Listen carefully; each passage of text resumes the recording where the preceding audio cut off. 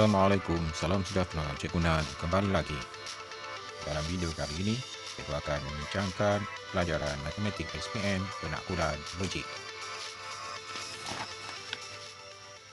Dalam bab ini, cikgu bahagikan kepada dua bahagian. Dalam bahagian yang pertama, kita akan membincangkan berkenaan dengan pernyataan. Apakah yang dimaksudkan dengan penaklukan? Penaklukan adalah proses membuat pertimbangan dan penilaian dengan menggunakan akal yang logik, rasional, adil dan saksama. Apakah yang dimaksudkan dengan logik? Logik ialah alasan yang dikemukakan untuk mengukuhkan sesuatu keadaan kebenaran yang boleh diterima oleh akal. Jadi, penaklukan adalah proses untuk mempertimbangkan, sementara logik adalah alasan. Jadi, penaklukan logik adalah proses untuk kita mempertimbangkan alasan-alasan yang ada.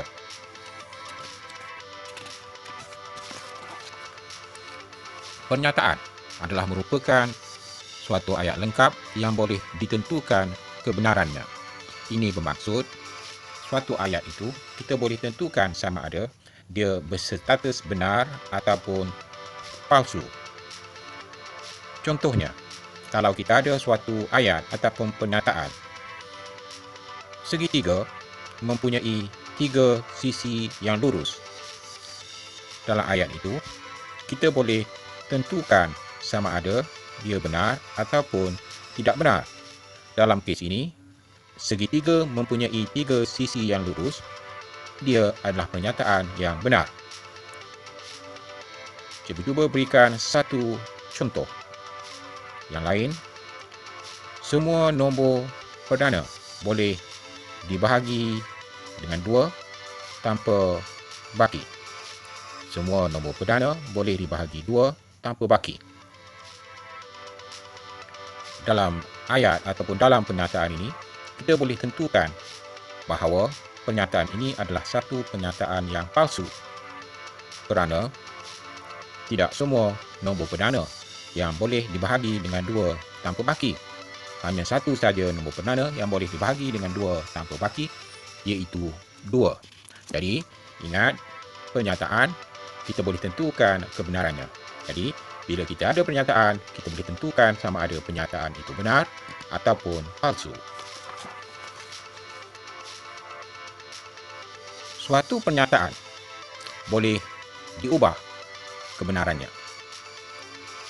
Penambahan perkataan bukan atau tidak kepada suatu pernyataan akan mengubah kebenaran sesuatu pernyataan.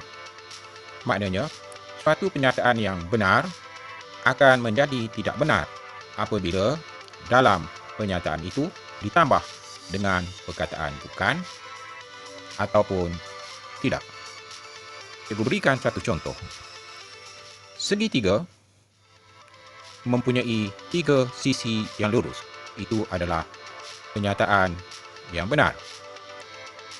Apabila kita masukkan perkataan tidak, segitiga tidak mempunyai 3 sisi lurus. Pernyataan yang benar tadi sudah bertukar menjadi tidak benar ataupun palsu. Satu lagi contoh yang cikgu berikan sebelum ini. Semua nombor genap boleh dibahagi 2 tanpa baki. Apabila kita tambahkan perkataan bukan, dia menjadi bukan semua nombor genap boleh dibahagi 2 tanpa baki. Daripada pernyataan yang tidak benar, dia sudah bertukar menjadi satu pernyataan yang benar. So, ingat, dengan menambah perkataan bukan ataupun tidak ke atas sesuatu pernyataan, dia akan mengubah status kebenaran pernyataan itu. Daripada benar akan menjadi tidak benar ataupun palsu, dan begitulah sebaliknya. Bagi pernyataan gabungan, apabila dua pernyataan digabungkan menggunakan perkataan dan, ia akan benar sekiranya kedua-dua pernyataan itu adalah benar. Contohnya, Ahmad dan Ali makan nasi. So, dalam pernyataan ini, kita menggunakan perkataan dan. Pernyataan Ahmad dan Ali makan nasi ini akan benar sekiranya Ahmad makan nasi dan Ali juga makan nasi. Jadi, dalam keadaan Ahmad dan Ali makan nasi, kedua-duanya makan nasi, maka pernyataan ini jadi benar. Sekiranya katakan Ahmad makan nasi, tetapi dalam masa yang sama Ali tidak makan nasi, maka pernyataan ini menjadi pernyataan yang palsu. Dua pernyataan yang digabungkan menggunakan perkataan atau akan palsu sekiranya kedua-dua pernyataan itu adalah palsu. Ini bermakna sekiranya pernyataan yang pertama dan kedua itu benar, maka dia adalah benar. Ataupun salah satu daripada pernyataan itu benar, sudah cukup untuk membolehkan pernyataan gabungan menggunakan perkataan atau ini benar. Ia hanya akan menjadi palsu sekiranya kedua-dua pernyataan yang digabungkan itu adalah palsu. Cikgu gunakan contoh yang sama. Ahmad dan Ali makan nasi. Ahmad atau Ali makan nasi. So, di sini kita menggunakan atau. Pernyataan Ahmad atau Ali makan nasi akan benar sekiranya Ahmad makan nasi, dalam masa yang sama Ali pun makan nasi, ataupun salah seorang daripada Ahmad atau Ali makan nasi. Dia hanya akan menjadi palsu sekiranya Ahmad maupun Ali tidak makan nasi. So, ingat, bila menggunakan dan untuk benar, kedua-dua pernyataan mestilah benar. Untuk menggunakan atau, dia hanya akan palsu sekiranya kedua-dua pernyataan adalah palsu. Jadi sekiranya kita diberikan gabungan pernyataan menggunakan atau ataupun dan, kita boleh pecahkan dia kepada dua pernyataan. Kita gunakan contoh yang sama. Katakan Ahmad dan Ali makan nasi. Dia adalah gabungan daripada dua pernyataan, iaitu Ahmad makan nasi, Ali makan nasi. Bila digabungkan, dia menjadi Ahmad dan Ali makan nasi. Begitu juga kalau sekiranya kita diberikan pernyataan yang digabungkan menggunakan perkataan atau, Ahmad atau Ali makan nasi, kita boleh pecahkan dia kepada dua pernyataan, Ahmad makan nasi, Ali makan nasi. Sekiranya kita ada dua pernyataan yang menggunakan implikasi jika maka. Pernyataan yang pertama dipanggil sebagai antarjadian, sementara pernyataan yang kedua dipanggil sebagai akibat. Jika P, maka Q. Ini bermaksud jika P berlaku, maka Q akan berlaku. Tetapi sebaliknya, sekiranya Q yang berlaku, ia tidak semestinya diakibatkan oleh P. Sebagai contoh, katakan kita ada pernyataan, jika hari hujan, maka Ahmad gunakan payung. Ini bermakna akibat daripada hari hujan, Ahmad terpaksa gunakan payung. Tetapi sekiranya kita lihat Ahmad menggunakan payung, dia tidak bermaksud ataupun tidak semestinya hari hujan. Kerana mungkin cuaca terlalu panas, maka Ahmad gunakan payung. Jadi ingat, pernyataan implikasi, jika P maka Q. Jika berlakunya P, maka berlakulah Q. Iaitu jika P benar, maka Q adalah benar. Terdapat satu lagi pernyataan dalam bentuk implikasi yang menggunakan P, jika dan hanya jika Q.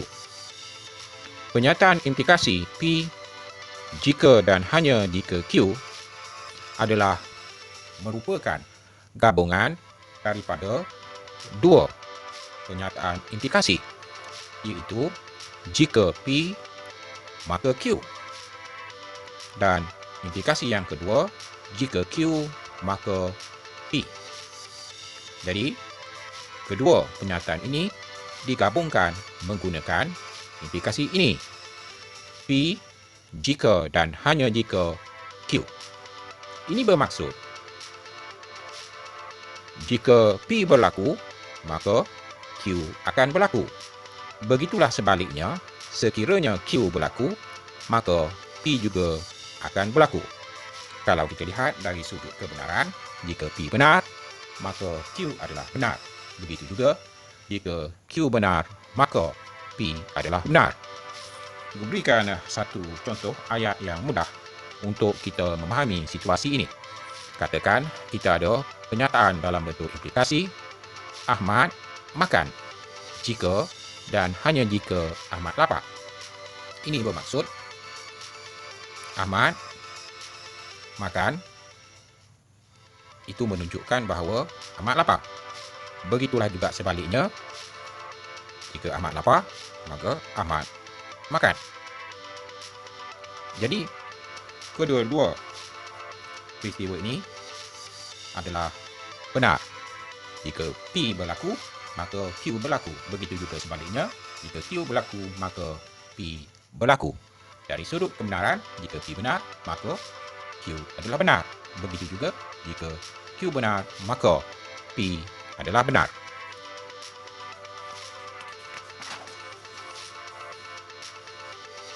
Sekarang lihat beberapa istilah untuk difahami oleh para pelajar.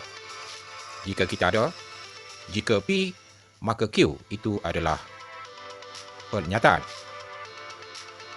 Akas adalah jika Q maka P. Maknanya kita terbalikkan dia. Songsangan pula apabila kita memasukkan perkataan tidak ataupun bukan pada kedua-dua penyataan. Jika bukan P, maka bukan Q. Itu dikatakan sebagai songsangan. Sekiranya kita terbalikkan, jika bukan Q, maka bukan P, ini dipanggil sebagai kontra positif. Diterbalikkan bagi penyataan yang positif. Cukup dulu untuk kali ini. Kita telah melihat istilah-istilah penting dalam penaklukan logik. Hingga bertemu lagi dalam video yang akan datang. Jangan takut, jalan terus. Cukup dulu untuk kali ini. Jumpa lagi dalam video yang akan datang. Jangan takut, jalan terus. Assalamualaikum, salam sejahtera. Cikgu Nan kembali lagi.